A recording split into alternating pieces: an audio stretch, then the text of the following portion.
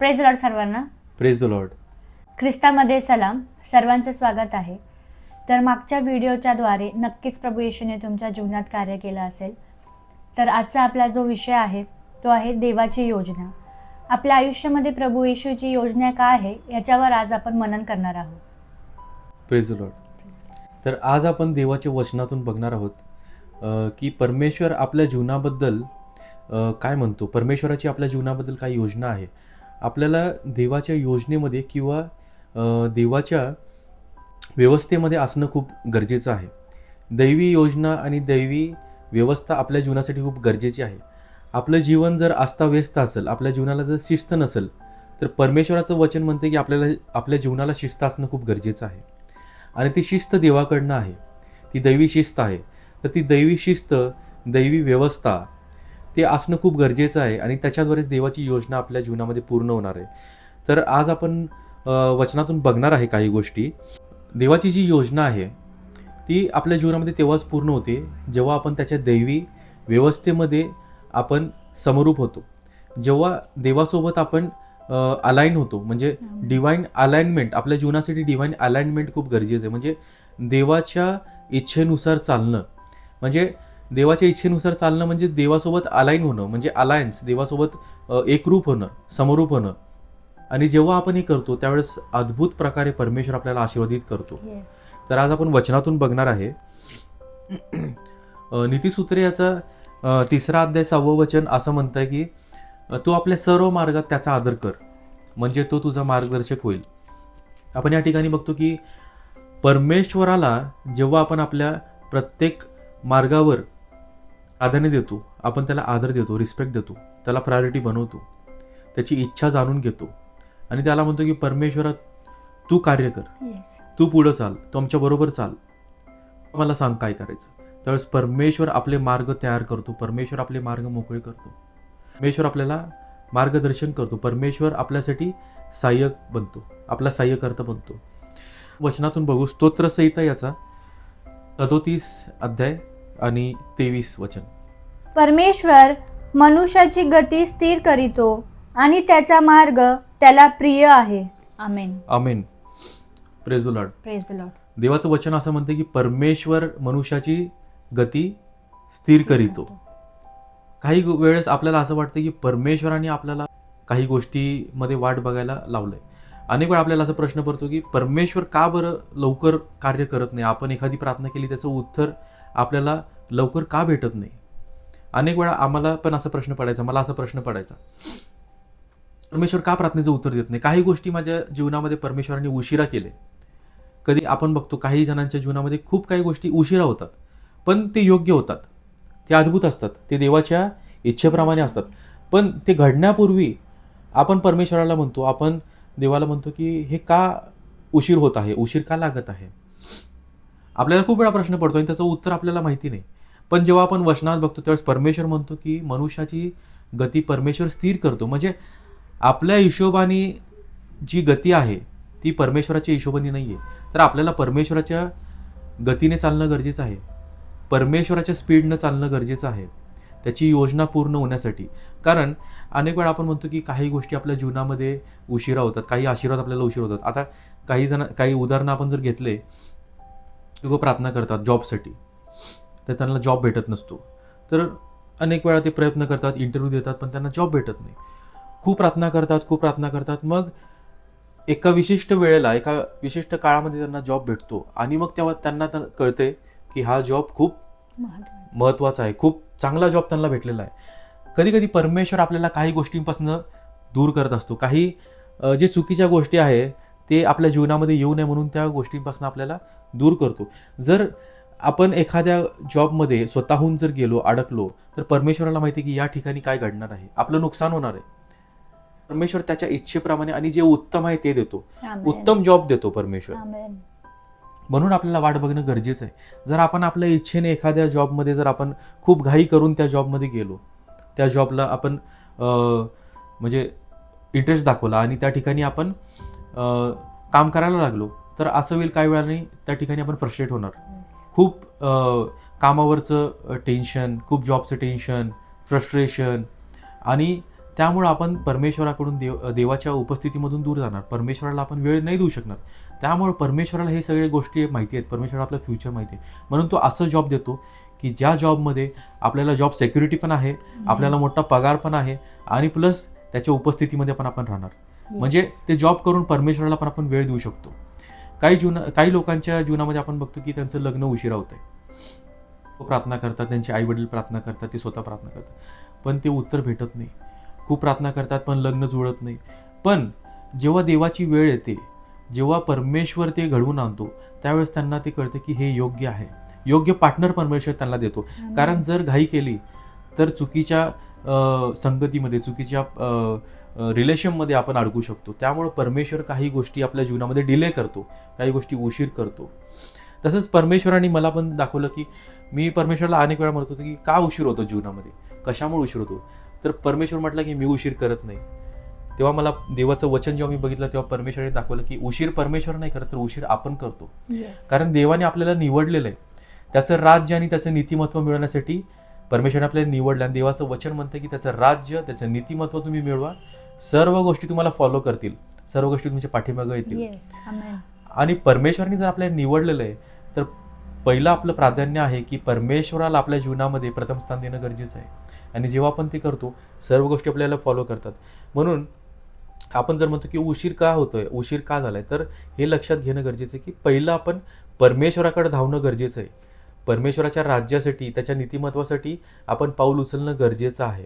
कधी कधी डिले ह्यासाठी पण होतो की आपण अजून त्याच्या राज्यासाठी, त्याच्या नीतिमत्वासाठी, त्याच्या सेवेसाठी उभं राहत नाहीये. आणि जेव्हा आपण ते करतो त्यावेळेस परमेश्वर म्हणतो की आता तुला माझी योजना कळालेली आहे, आता सर्व गोष्टी तुला फॉलो करतील, आता सर्व आशीर्वाद तुझ्या जीवनामध्ये येतील. आणि त्यावेळेस परमेश्वर खरोखर आपल्याला आशीर्वादित करतो. परमेश्वर आपल्या जीवनाला अनेक प्रकारे मार्गदर्शन करतो, अनेक माध्यमातून, अनेक गोष्टी चिन्ह दाखवून, चमत्कार दाखवून, विशिष्ट प्रकारे वचनाच्या द्वारे, पवित्र आत्म्याच्या द्वारे परमेश्वर आपल्याला मार्गदर्शन करतो. आणि त्याचं उत्तर तो देतो, पण त्याच्या समयानुसार. आपण वचनातून बघू, लूक याचा 22वा अध्याय आणि 42 वचन. हे पित्या, तुझी इच्छा असली तर हा प्याला माझ्यापासून दूर कर, तरी माझ्या इच्छेप्रमाणे नको, तुझ्या इच्छेप्रमाणे होऊ दे. आमेन. आमेन. प्रभूशी त्या ठिकाणी प्रार्थना करतो. आपल्याला सगळ्यांना माहिती आहे की प्रभूशी म्हणतो की पित्या, तुझी इच्छा पूर्ण होऊ दे, माझी नाही तर तुझी इच्छा पूर्ण होऊ दे. आपण जेव्हा परमेश्वराकडे प्रार्थना करतो की एखाद्या गोष्टीसाठी आपल्या जीवनामध्ये आशीर्वादित आपण होण्यासाठी, किंवा एखादी गोष्ट आपल्या जीवनामध्ये भेटण्यासाठी, तर परमेश्वराला अशी प्रार्थना करणं गरजेचं आहे की परमेश्वरा, तुझी इच्छा असेल तर ही गोष्ट होऊ दे. आम्ही मागतो म्हणून नाही, आमच्या इच्छेने नाही, तर तुझ्या इच्छेने ते पूर्ण होऊ दे. एखाद्या जॉबसाठी किंवा कोणत्याही गोष्टीसाठी परमेश्वरा, तुझी इच्छा असेल तर ती पूर्ण होऊ दे, तुझ्या वेळेनुसार ती पूर्ण होऊ दे. आणि तुझी इच्छा काय असेल ते तू आम्हाला सांग, तुझी इच्छा आधी तू आमच्याकडनं पूर्ण करून घे. कधी कधी परमेश्वर असं म्हणतो की आधी त्याची इच्छा आपण पूर्ण करावं, मग सर्व आशीर्वाद आपल्याला भेटतात. आपण म्हणतो की परमेश्वरा, तू आधी आमची इच्छा पूर्ण कर, पण कधी कधी परमेश्वर म्हणतो की तुम्ही आधी माझ्या राज्यासाठी आणि नीतिमत्वासाठी झटा आणि सर्व आशीर्वाद तुम्हाला भेटतील. पहिलं त्याचं राज्य, त्याचं नीतिमत्व, त्याची इच्छा पूर्ण करणं गरजेचं आहे, मग सर्व आशीर्वाद आपल्याला भेटतात. आणि आपण देवाच्या व्यवस्थेमध्ये, त्या डिवाईन अलाइनमेंटमध्ये आपल्या जुन्या मानसिकतेबरोबर जाऊ शकत नाही. आपलं जर माइंडसेट आपण चेंज नाही केलं, आपली मानसिकता आपण जर नाही बदलली, तर आपण देवाच्या दैवी योजनेला, दैवी व्यवस्थेला ते समजू शकत नाही. आपण देवाच्या डिवाईन अलाइनमेंटमध्ये आपलं जुनं माइंडसेट, आपले जुने स्वभाव, आपले जुना हट्टी स्वभाव ते घेऊन आपण देवाची योजना समजू शकत नाही. आपण देवासोबत समरूप होऊ शकत नाही. त्यासाठी आपल्याला स्वतःला बदलणं खूप गरजेचं आहे. आपली मानसिकता, आपले विचार, आपला जुना स्वभाव, जे आपण विचार करतो, कधी कधी आपल्याला वाटतं की आम्हीच बरोबर आहे, आमचा विचारच बरोबर आहे, मी जे म्हणतो तेच बरोबर आहे. पण परमेश्वर म्हणतो की आपले विचार चुकीचे असतात. देवाचं वचन म्हणतं की स्वतःच्या बुद्धीवर अवलंबून राहू नको.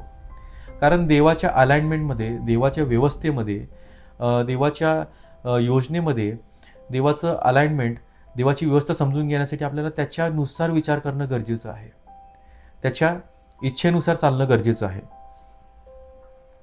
आपण स्वतःच्या बुद्धीवर, स्वतःच्या क्षमतेवर किंवा स्वतःच्या अंडरस्टँडिंगवर अवलंबून राहू शकत नाही. आपल्याला देवाच्या बुद्धीवर, देवाच्या क्षमतेवर, देवाच्या अंडरस्टँडिंगवर चालणं गरजेचं आहे. आणि त्यासाठी पवित्र आत्मा खूप गरजेचं आहे आपल्याला. पवित्र आत्म्याचं सामर्थ्य आपल्याला भेटते त्यावेळेस आपण देवाची इच्छा, देवाची व्यवस्था आपल्या जीवनासाठी आणि देवाचं अलाइनमेंट आपण समजू शकतो. देवाची व्यवस्था म्हणजे प्रत्येक गोष्टीसाठी व्यवस्था आहे. म्हणजे प्रत्येक गोष्टीसाठी दिवस, वेळ, काळ ठरलेला आहे.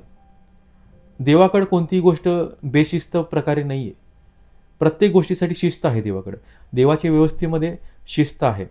पहिलं त्याचं नीतिमत्व आणि राज्य, मग त्याच्यानंतर आशीर्वाद.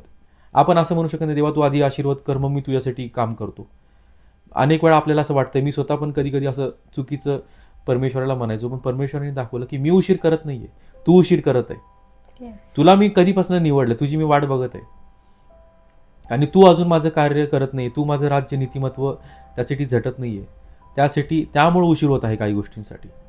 परमेश्वर म्हणतो की जे नियम आहे, जी व्यवस्था आहे, ती व्यवस्था पाळणं खूप गरजेचं आहे. ते अलाइनमेंटमध्ये चालणं गरजेचं आहे. अलाइनमेंट म्हणजे एक अलाइनमेंट म्हणजे शिस्त असते, नंबरिंग असते. 1 2 3. आपण 2 3 1 कधी म्हणत नाही, आपण 1 2 3 अलाइनमेंटनुसार, म्हणजे त्या क्रमानुसारच चालतो आपण. तसं देवाच्या व्यवस्थेमध्ये पण ती क्रम आहे, त्या क्रमानुसारच चालणं गरजेचं आहे. म्हणून आपण स्वतःच्या बुद्धीवर अवलंबून न राहता देवाच्या इच्छेप्रमाणे पवित्र आत्म्याच्या सामर्थ्याने चालणं खूप गरजेचं आहे. आणि जेव्हा पवित्र आत्म्याच्या सामर्थ्याने, पवित्र आत्म्याच्या साह्याने आपण प्रार्थना करतो, काही गोष्टी परमेश्वराकडे मागतो, आपण परमेश्वरासोबत बोलतो, त्यावेळेस परमेश्वर आपल्याला उत्तर देतो. परमेश्वर सांगतो की हे माझं अलाइनमेंट आहे. जेव्हा हे अलाइनमेंट पूर्ण होणार तेव्हा एक एक गोष्टी आपल्या जीवनामध्ये त्याच्या ठिकाणी व्यवस्थित,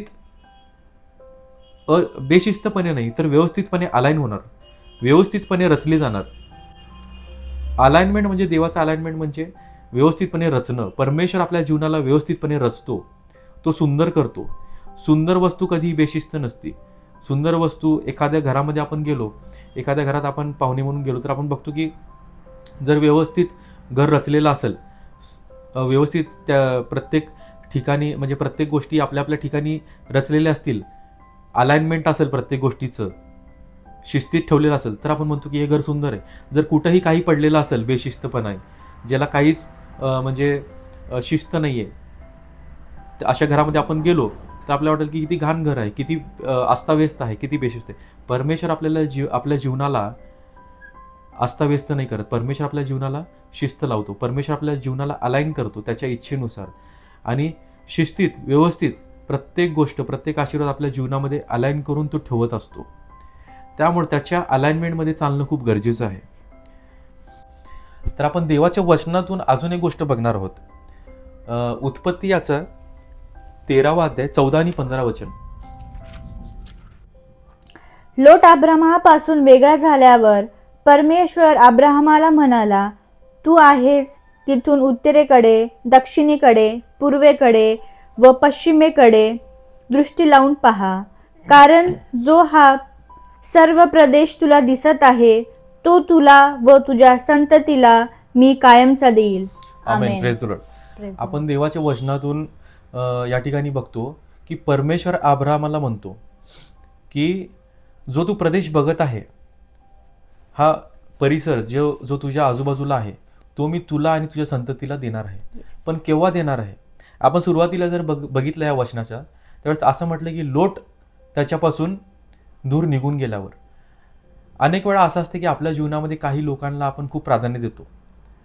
परमेश्वराला जी इम्पॉर्टन्स द्यायचं आहे ते इम्पॉर्टन्स आपण परमेश्वराला देत नाही, पण काही लोकांना आपण धरून ठेवतो, काही लोकांवर आपण डिपेंडेंट राहतो, काही लोकांवर आपण अवलंबून राहतो, त्यांना आपल्या जीवनामध्ये सेंटर बनवतो, खूप त्यांना प्रायोरिटी देतो. पण परमेश्वराला ते चालत नाही, कारण आपल्या जीवनामध्ये काही लोक चुकीच्या भावनेने, चुकीच्या विचाराने पण येतात. काही लोक आपल्या जीवनामध्ये यासाठी असतात की आपले आशीर्वाद हिरावण्यासाठी, काही लोक आपल्याला मागं खेचण्यासाठी असतात, आपल्या आशीर्वादापासून आपल्याला दूर करण्यासाठी असतात. त्यामुळे परमेश्वर म्हणतो की काही लोकांपासून आपल्याला दूर होणं खूप गरजेचं आहे. काही लोकांची संगती आपल्याला सोडणं गरजेचं आहे, ज्या लोकांना आपण खूप प्रायोरिटी देतो विनाकारण.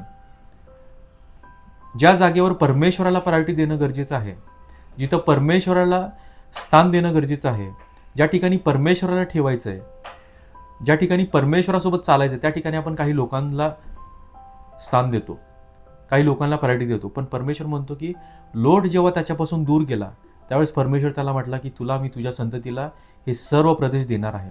त्याचा आशीर्वाद केव्हा आला? जेव्हा लोट निघून गेला. काही लोकांमुळे आपल्या जीवनामध्ये कधी कधी आशीर्वाद आपले रोखले जातात, काही वाईट संगतीमुळं, किंवा काही लोक आपले जवळचे, काही आपले फॅमिलीमधले पण असतील. या ठिकाणी लोट जो होता तो अब्रामाच्या फॅमिलीमधला होता, पण परमेश्वराने त्याला कधी आशीर्वादित केलं? जेव्हा तो त्याच्यापासून दूर गेला त्यावेळेस अब्राम आशीर्वादित झाला. काही लोक आपल्या जीवनामध्ये आपल्या जवळचे असतात, काही लोक आपल्यासाठी खूप चांगलं बोलतात, आपल्यासमोर चांगलं बोलत असतील, पण ते पाठीमागं त्यांच्या मनामध्ये आपल्याबद्दल वाईट विचार असतील, वाईट इच्छा असेल. ते म्हणत असतील हे कसं काय आशीर्वाद झालेत, ह्यांच्याबरोबर परमेश्वर कसं काय बोलतो, परमेश्वराने ह्यांना एवढा आशीर्वाद कसं काय दिला आहे.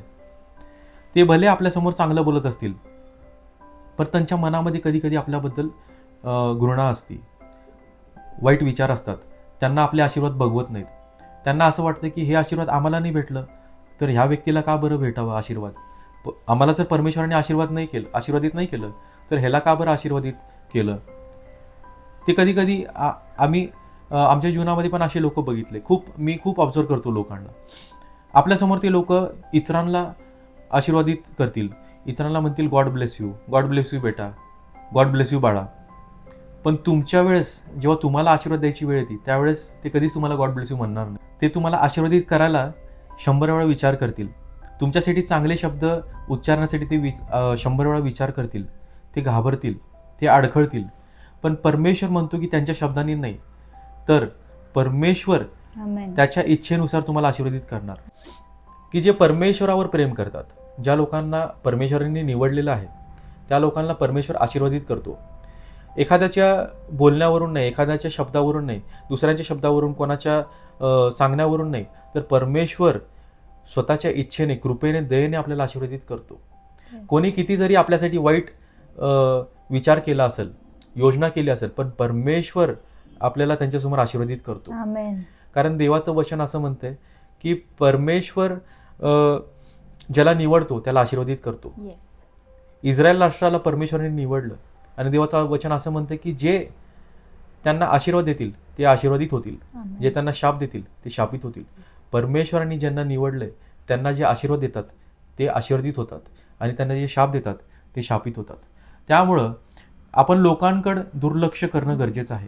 जे लोक आपल्याला शाप देतात किंवा आपल्याला आशीर्वाद देत नसतील, आपल्यासाठी चांगले शब्द बोलत नसतील, आपल्यासाठी नेगेटिव्ह शब्द बोलत असतील, त्यांच्या मनामध्ये असा विचार असेल की ह्यांना इतका आशीर्वाद का भेटावा, देवाने ह्यांना आशीर्वादित का करावं, किंवा त्यांच्या जीवनामध्ये काही गोष्टींसाठी उशीर झाला असेल तर त्यांची इच्छा अशी असेल की ह्यांच्यासाठी पण उशीर व्हावा. पण परमेश्वर म्हणतो की परमेश्वर आपल्याला आशीर्वादित करणार. म्हणून लोकांकडे न बघता, लोकांच्या वाईट विचाराकडे, त्यांच्या वाईट योजनेकडे न बघता परमेश्वराच्या योजनेकडे, परमेश्वराच्या अलाइनमेंटमध्ये चालणं खूप गरजेचं आहे. आणि त्यासाठी आपण बघतो की अब्रामाने लोटाला जाऊ दिलं. तो लोटाला म्हटला की तुला ज्या ठिकाणी जायचं त्या ठिकाणी जा, तू निवड. आणि लोट त्या ठिकाणी निघून गेला. आणि त्यावेळेस परमेश्वर अब्रामाला म्हटलं की आता मी तुला आशीर्वादित करणार आहे.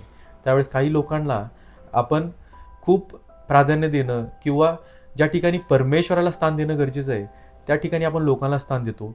हे सोडून परमेश्वराला त्याचं स्थान देणं खूप गरजेचं आहे आपल्या जीवनामध्ये. बघतो वचनातून रोमकरास याचा 12वा अध्याय आणि 2रं वचन. देवाची उत्तम, ग्रहणीय व परिपूर्ण इच्छा काय आहे हे तुम्ही समजून घ्यावे. म्हणून या युगाबरोबर समरूप होऊ नका, तर आपल्या मनाच्या नवीकरणाने स्वतःचे रूपांतर होऊ द्या. Amen. Amen. Praise the lord. देवाचं वचन असं म्हणतं की देवाची योजना काय आहे हे समजून घेण्यासाठी आपल्याला त्याच्या दैवी योजनेमध्ये समरूप होणं गरजेचं आहे. देवाच्या इच्छेनुसार चालणं खूप गरजेचं आहे. देवाबरोबर समरूप होणं गरजेचं आहे. ह्या युगासोबत आपल्याला समरूप नाही व्हायचंय. देवाचं वचन असं म्हणतं की ह्या युगासोबत समरूप होऊ नका, तर देवाची इच्छा तुमच्या जीवनासाठी जी आहे ती जाणून घ्यायचा प्रयत्न करा. कारण देवाची इच्छा ही उत्तम आहे.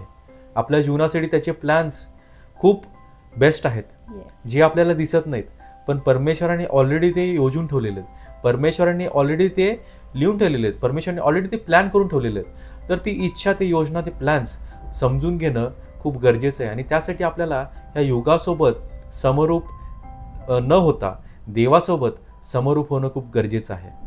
आणि आपल्या मनाच्या नवनीकरणाने, म्हणजे जे आपलं जे जुनं माइंडसेट आहे, जे आपलं जुने विचार आहेत, आपली जी मानसिकता आहे ती बदलणं खूप गरजेचं आहे. आणि ती मानसिकता आपण तेव्हाच बदलू शकतो जेव्हा आपल्याला पवित्र आत्म्याचं सामर्थ्य प्राप्त होतं आहे. कारण पवित्र आत्माच आपलं मन बदलू शकतो, पवित्र आत्मा आपलं कठीण अंतःकरण बदलू शकतो, पवित्र आत्मा आपले विचार बदलू शकतो.